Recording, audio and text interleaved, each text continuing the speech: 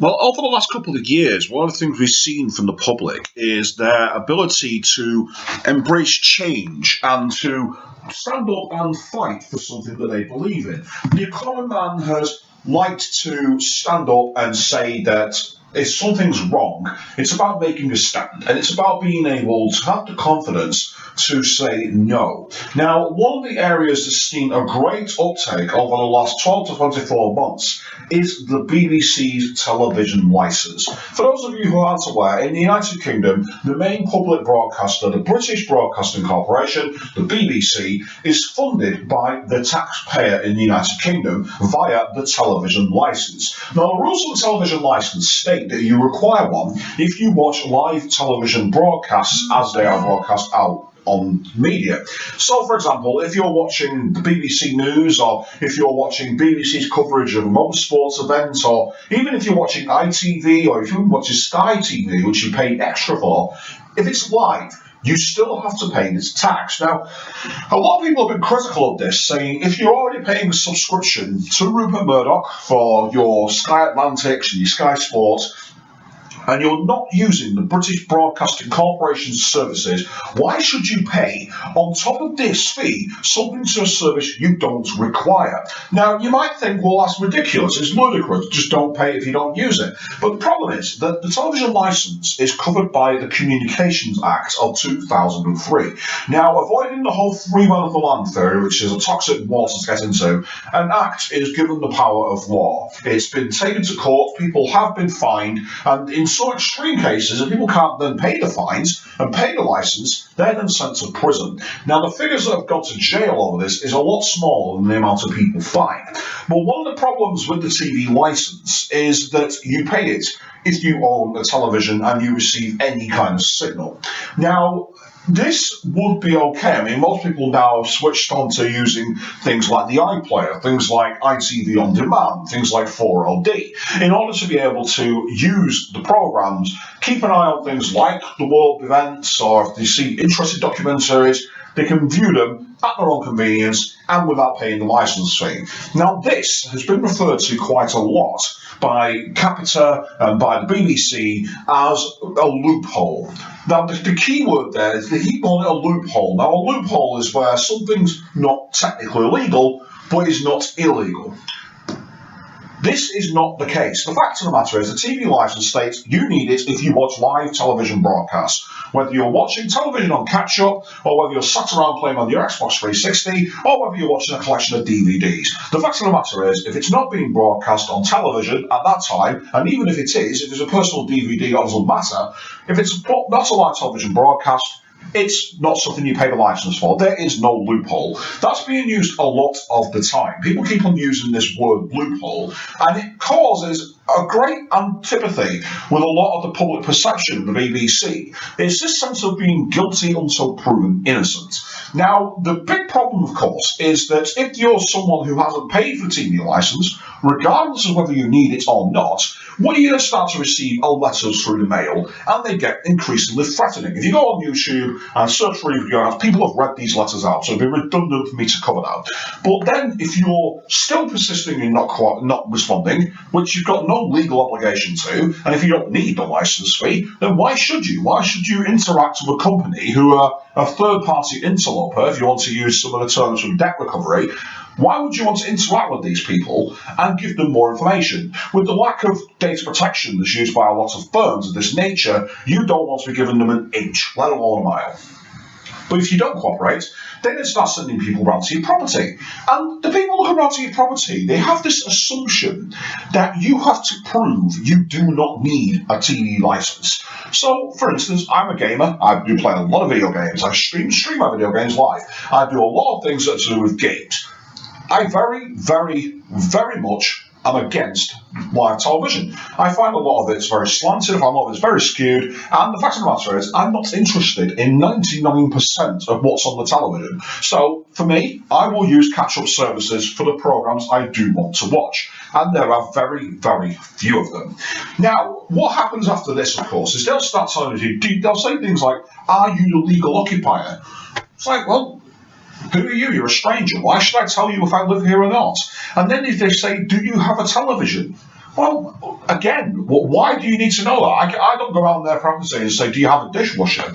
It's redundant questioning, isn't it? And you understand why they're doing it. They're doing the contextual view to see if they can ask about license. But the fact of the matter is that owning a television doesn't mean you need a license. This argument has been given to them many, many times. But you always get people who are endearingly called the goons, as they're known, who also come out and say, if you have a television, you have to have a license. And they say this. They'll come out with things like, it is against the law to have a television without a license. Under the law, you need a license. And it's like, oh, I don't. I don't watch television. I don't need to pay you. Go away. Leave me alone. And this is stance that's being taken up. Now, one of the things for the BBC is that they've been rocked very badly by a lot of exposes of very underhand and very dirty tactics. First of all, there's a lot of left-wing bias on the BBC. On a recent episode of Question Time, the member of the audience asked, should it be time that the BBC reviews its licence fee model? And a few of the guests were saying how it's time for them to consider a subscription model in the future. It's something they should look to embrace change. We had Noel Edmonds when he appeared on Newsnight saying how the fact is that 10 years ago, people didn't have Netflix, people didn't have YouTube, people didn't have all the iPlayer, they didn't have iPads and things like that. So the fact that technologically we have moved on means that we've now got a new market available. You only have to look at some of the people on YouTube who do their own shows, like James Rolfe and like Angry Joe and many others who get paid from advertising from YouTube purely because people watch their shows live online. There is no TV deal, there's no contract signing or anything like that. They have the show, they have the rights. And the fact of the matter is people now are embracing alternative media. And the Question Time guests, towards the end, two of them became very sycophantic and biased. It was all like, oh, it keeps us free of an advertising slant on the news, and it keeps the news independent. But yeah, the news isn't independent. I mean, if you actually look at some of the broadcasts people have made on YouTube, people who've tried to counter the BBC and say, why are you not talking about Palestine? Why are you biased on Syria? Why are you not aiding humanitarian aid appeals and so forth? There's been a wall of silence, Metal. There's been a wall of silence. And you've also got the fact that there's a lot of stories that are being targeted at different organisations. The Cooperative Bank this year has gone through an absolute mire of financial problems, and it's definitely a newsworthy story. But the fact of the matter is, there are many other companies who've lost even more money, such as Acrobat, and they are nowhere near the headlines. No one's reporting on them, despite the fact that they control big insurance arms like Saga, the fact that they own the AA, the Automobile Association, well, a big breakdown and almost seen as the emergency service when they used to call themselves that. No one's reporting that they are in a steep financial situation and potentially putting themselves at loggerheads with the markets.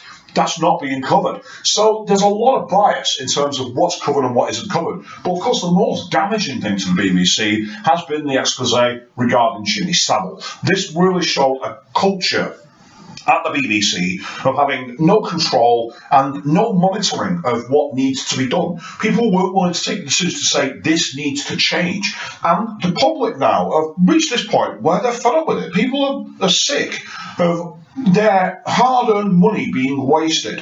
We had a recent story that was in the news where the BBC were looking to spend something ridiculous on recarpeting one of their buildings they only opened up 18 months ago, and they wanted to do an EastEnders-themed recreation area to encourage wide thinking.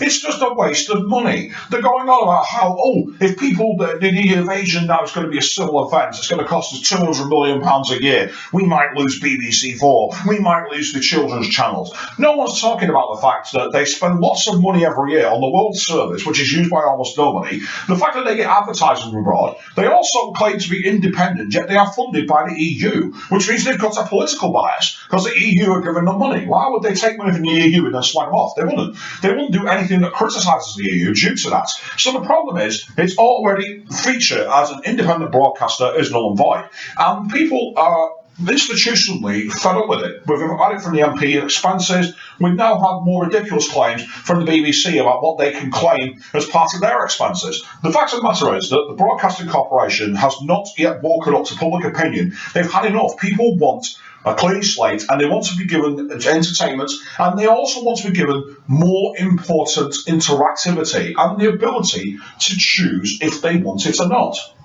If the BBC goes to a subscription model, they know full well that their entire future will be untenable because they gain billions of pounds every year. And these, as again, this is the thing, £145 does not sound like a lot. But if you've got a population of 60 million plus and 50 million paid a licence, the mathematics tell you that's going to be a lot of money. There's going to be a lot of people that pay that. It's called corporations and everything else.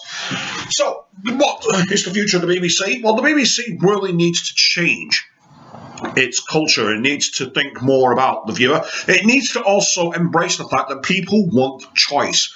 How many times have people turned on something like the Saturday evening or the Sunday evening and said, I've got 200 channels and nothing to watch? The fact of the matter is people are fed up of being slaves to what's live. People like to be able to go, I'm not interested in that, let's go with this. I'm not interested in that, let's move there. This day looks more interesting than this day. And Netflix, the likes of YouTube, the likes of the on-demand past broadcasts have shown that people are like to be able to move around, chop and change, and do what they want. The fact is, though, the BBC wants to maintain the status quo because they want the expenses and they want the fear. The fact of the matter is, people are being made to fear the BBC. People are made to fear Capita. It's like, you will pay your licence. What to expect in court? You can be fined up to £1,000. The fact of the matter is, they want people controlled. And this is the problem. Because they're going on about how independent they are, they can't be independent if they are constantly using tactics which are more akin to old World War tactics from the enemies and the allies. You've got to stay neutral. And the neutrality has long gone from the BBC, so that's why I choose not to pay a licence. It's why many other people choose not to pay a licence. The fact of the matter is, the service that they are advertising, because that's the key thing, they are advertising this, they're advertising as a service that you have to pay. You only pay it if you want to use it. And if the service is not there, stop using it, stop paying it. Because the fact of the matter is, the BBC will only change when people force it to change. We've seen recently that up until about 2012, there was maybe about 1,500 people that was withdrawing the right of implied access for BBC and TV licensing to visit the property. That's now gone up exponentially. We're talking like 7,500 at the last time a Freedom of Information request happened. Now, many people will say it's a bad idea to do the withdrawal of implied access because it makes you look like you have something to hide. Well, mate, even if that's how the perception is, that's not evidence that you're committing a crime. The only evidence you're committing a crime is if they can catch you in the act of actually watching the TV live. Now, I'm one of the people who doesn't do that. I'm legally licensed free, as the term is known.